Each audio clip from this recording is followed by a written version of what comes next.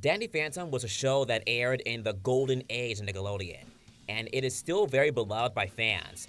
It ended way too soon in my opinion. For those unaware, it was about a teen kid who obtained ghost powers thanks to a freak accident in his parents' lab with their ghost portal. So now, he has to manage finding ghosts that come from it as well as managing teen life, and keeping his ghost identity a secret. The show was created by Butch Hartman, who is known for creating the show The Fairly OddParents. As stated before, it was loved by many fans because of his characters, but not just the main cast, but also the ghosts got a lot of love from fans as well. Some of the most memorable are Vlad, Ember, Skulker, and who could forget Dark Danny. The ghosts, all of them, basically had really tragic backstories. I can see why so many of them would be bitter, but there are some nice ghosts, thankfully. Rewatching the show, I can see why fans wish Season 3 continued the Dark Danny storyline, as it was teased that he would return, and he would do just that in a book sequel, that we will get to later. Season 1 was just Danny getting used to his powers and developing them, while also managing life in school and hiding a secret from his family, though his sister would eventually find out and join their little ghost crew. The writing was just always spot on. The characters really felt like characters and growing. Even the other characters other than Danny and his friends got time to shine, like Valerie for example. Season 2 was more higher stakes, especially with the Dark Danny storyline. To keep it brief, it was the distant future where Danny's friends and his family would lose their lives, and Danny wanted his ghost form separated from himself, and Vlad assisted. But Danny's ghost form fused with Vlad's ghost form, creating Dark Danny, and he was evil to the max.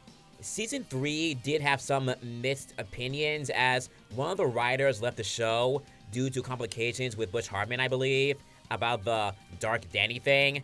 It had some good moments, and it still had some good ghosts, like Overgrowth. Or it wasn't Undergrowth. Yeah, it was Undergrowth. And he was voiced by Mark Hamill. Awesome. And Season 3's finale was the ending where Danny would reveal his identity to the whole world, but no mind erasing or anything to revert back to the status quo. Until the book, that is. More on that later. I'm not sure how Season 3 would have went originally if they kept on the Dark Danny story, but regardless, the show is still very beloved. My favorite episodes were Ember's debut, and the episodes with Johnny 13, and when Danny met the King of the Ghost Zone, Clockwork, the list goes on.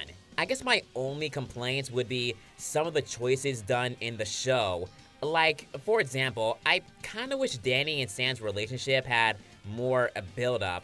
It just came out of nowhere in Season 1 that they may like each other, but it was never really brought up prior or anything. Sure, later on, more and more moments would arise, but I kinda felt like it was out of the blue. Though many fans do speculate that the episode with Ember did, raise the stakes of their relationship growing. Plus, it's just my bias kinda towards the male and female best friends getting together just cause the story said so.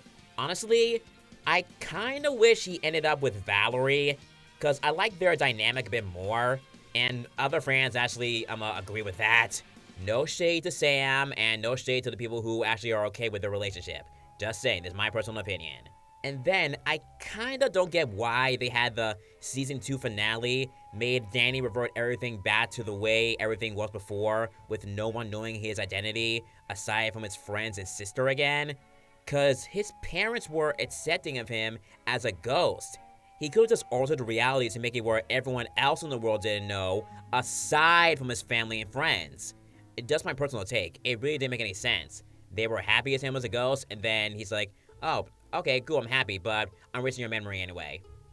What? So I am confusion. And now, we talk about the book. The book is a follow-up after the events of Season 3. Literally, it starts minutes after Season 3. And we finally do get a conclusion to Dark Danny, who escapes and fuses with Clockwork. We even get a bit of redemption from Vlad. By the way, I don't get why they had Jack be happy to see him when he was angry at him at the finale. I don't get it. At the end, Dark Danny is now human and is with the reformed Vlad, and he plans to raise him on his own. Okay, now that would be weird for the real Danny. And to restore time, Clockwork has everything back to the way it was, where everyone, minus Danny's friends and sister, would forget Danny's secret identity, including Vlad's. Yeah, I kinda didn't like that they did that. I mean, yes, fans have said that now Danny can reveal himself on his own terms, but the finale kinda worked in a way like that. Plus, this is the third or fourth time that Danny's parents have found out about Danny only to forget it. Again. And since Vlad is reformed, Jack won't know about him being evil. Unless they bring it up in the sequel book. And yeah, there is a planned sequel releasing in the fall. Cause Valerie was in the ghost zone when Clockwork reset its time. So she still remembers everything. What happens next, we'll have to wait and see. I didn't hate the comic, by the way. It just had a few nits. Danny Phantom, I hope that one day we get an animated film or something, cause it would have been great to see the comic in animated form, as well as the upcoming sequel comic. I mean, the voice of Danny, he still reprises his role in many of the new Nickelodeon games, so he still got it.